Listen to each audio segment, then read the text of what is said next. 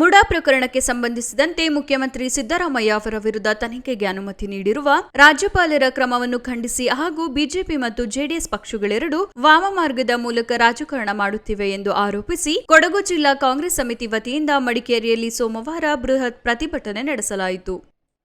ನಗರದ ಪ್ರಮುಖ ಬೀದಿಗಳಲ್ಲಿ ಮೆರವಣಿಗೆ ನಡೆಸಿದ ಪಕ್ಷದ ಮುಖಂಡರು ಹಾಗೂ ಕಾರ್ಯಕರ್ತರು ಜನರಲ್ ತಿಮ್ಮಯ್ಯ ವೃತ್ತದಲ್ಲಿ ರಾಜ್ಯಪಾಲರು, ಕೇಂದ್ರ ಸರ್ಕಾರ, ಬಿಜೆಪಿ ಮತ್ತು ಜೆಡಿಎಸ್ ವಿರುದ್ಧ ಘೋಷಣೆಗಳನ್ನು ಕೂಗಿದರು.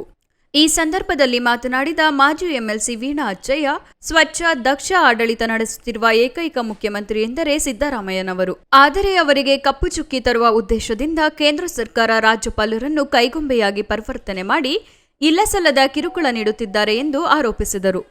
ಕೊಡಗು ಜಿಲ್ಲಾ ಕಾಂಗ್ರೆಸ್ ಸಮಿತಿಯ ಅಧ್ಯಕ್ಷ ತೀತಿರ ಧರ್ಮಜ ಉತ್ತಪ್ಪ ಮಾತನಾಡಿ, ಜನಪರ ಆಡಳಿತ ನೀಡುತ್ತಿರುವ ಮುಖ್ಯಮಂತ್ರಿ ಸಿದ್ದರಾಮಯ್ಯ ಅವರ ನೇತೃತ್ವದ ಸರ್ಕಾರವನ್ನು ಅಸ್ಥಿರಗೊಳಿಸಲು ಬಿಜೆಪಿ ಮಂದಿ ರಾಜಭವನವನ್ನು ದುರ್ಬಳಕೆ ಮಾಡಿಕೊಳ್ಳುತ್ತಿದ್ದಾರೆ.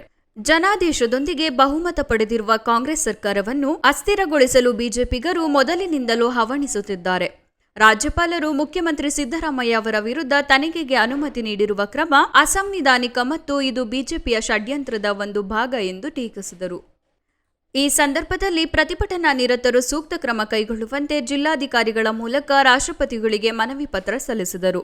ಪ್ರತಿಭಟನೆಯಲ್ಲಿ ಕೆಪಿಸಿಸಿ ಪ್ರಧಾನ ಕಾರ್ಯದರ್ಶಿ ಕೆಪಿ ಚಂದ್ರಕಲಾ, ಮಾಧ್ಯಮ ವಕ್ತಾರ ಟಿಪಿ ರಮೇಶ್, ಡಿಸಿಸಿ ಪ್ರಧಾನ ಕಾರ್ಯದರ್ಶಿಗಳಾದ ಕೊಲ್ಯದ ಗಿರೀಶ್, ಡಿಸಿಸಿ ಉಪಾಧ್ಯಕ್ಷ ಅಬ್ದುಲ್ ರೆಹಮಾನ್, ಸಾಮಾಜಿಕ ಜಾಲತಾಣ ಅಧ್ಯಕ್ಷ ಹೊಸೂರು ಸೂರಜ್, ಬ್ಲಾಕ್ ಅಧ್ಯಕ್ಷರು, ಘಟಕಗಳ ಅಧ್ಯಕ್ಷರು ಹಾಗೂ ಕಾರ್ಯಕರ್ತರು ಪಾಲ್ಗೊಂಡಿದ್ದರು.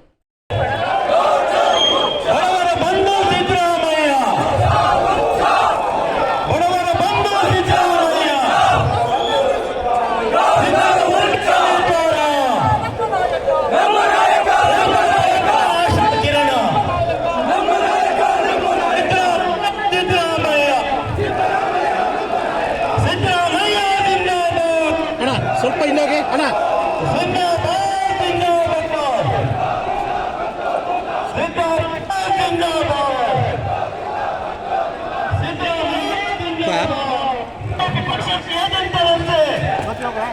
ಚಂದ ಫೋಟೋ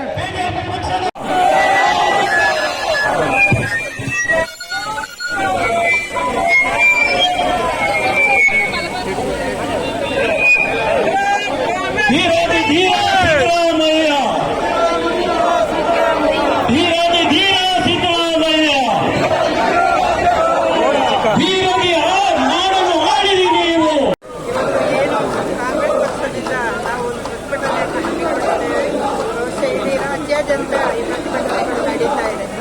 ಒಬ್ಬ ಸ್ವಚ್ಛ, ದಕ್ಷ ಆಡಳಿತ ನಡೆಸುತ್ತಿರುವಂತಹ ಏಕೈಕ ಮುಖ್ಯಮಂತ್ರಿ ಹೇಳಿದರೆ ಸಿದ್ದರಾಮಯ್ಯನವರು. ಅವರಿಗೆ ಒಂದು ಕಪ್ಪು ಚುಕ್ಕಿ ತರುವ ಒಂದು ಉದ್ದೇಶದಿಂದ ಇವರು ಕೇಂದ್ರ ಸರ್ಕಾರ ರಾಜ್ಯಪಾಲರನ್ನು ತನ್ನ ಕೈಗೊಂಬೆಯಾಗಿ ಪರಿವರ್ತನೆ ಮಾಡಿಕೊಂಡು ಅವರಿಗೆ ಇಲ್ಲಸಲ್ಲದ ಕಿರುಕುಳವನ್ನು ಕೂಡ ಕೊಡ್ತಾ ಇದ್ದಾರೆ. ಅವರ ಮೇಲೆ ಜನಪ್ರಿಯ ಮುಖ್ಯಮಂತ್ರಿಗಳಾದ ಸಿದ್ದರಾಮಯ್ಯನವ್ರನ್ನ ರಾಜೀನಾಮೆ ಕೊಡಿಸಬೇಕಂತ ಕೇಂದ್ರದ ಬಿಜೆಪಿ ಸರ್ಕಾರದ ಒಂದು ಪಿತೂರಿಯ ಮೇಲೆ ಕರ್ನಾಟಕ ರಾಜ್ಯಪಾಲರು ಇವತ್ತು ಸಂವಿಧಾನಕ್ಕೆ ಒಂದು ಹಿನ್ನಡೆ ಆಗುವ ರೀತಿಯಲ್ಲಿ ಅದಕ್ಕೊಂದು ಕೆಟ್ಟ ಹೆಸರು ತರುವ ರೀತಿಯಲ್ಲೇ ಇವತ್ತು ಅವರ ಬಗ್ಗೆ ಯಾವುದೋ ಒಬ್ಬ ಸಾಮಾನ್ಯ ವ್ಯಕ್ತಿ ಅವರ ರಾಜ್ಯಪಾಲ ಕಚೇರಿಗೆ ಹೋಗಿ ಕೊಟ್ಟಂತ ಒಂದು ಅರ್ಜಿ ಮೇಲೆ ಅದರ ಮೇಲೆ ಇವತ್ತು ಪ್ರಾಸಿಕ್ಯೂಷನ್ಗೆ ಏನು ಅವರು ಆರ್ಡರ್ ಮಾಡಿದ್ದಾರೆ ಅದನ್ನ ಕರ್ನಾಟಕ ರಾಜ್ಯದ ಪ್ರತಿ ಜನತೆಯು ಕಾಂಗ್ರೆಸ್ ಪಕ್ಷದ ಮಂತ್ರಿಗಳು, ಶಾಸಕರು ಪ್ರತಿಯೊಬ್ಬ ಹೈಕಮಾಂಡ್ ಕೂಡ